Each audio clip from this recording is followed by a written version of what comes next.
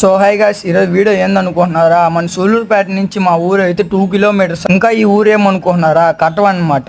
ఇంకా చిన్న చిన్న చిన్న ఇల్లు పక్కనే ఉంటాయి. పల్లెటూరు అయితే చిన్న ఊరు అనమాట. పల్లెటూరు అయితే మా ఊర్లో ఫ్యామిలీ గొడవ అని చెప్పేసి మేము సూలూరుపేటకి అయితే వచ్చేసా. ఇంకా నేను చూసేటప్పుడు అయితే ఫస్ట్ లో అయితే అంత పొలాలు అన్నీ ఉన్నాయి.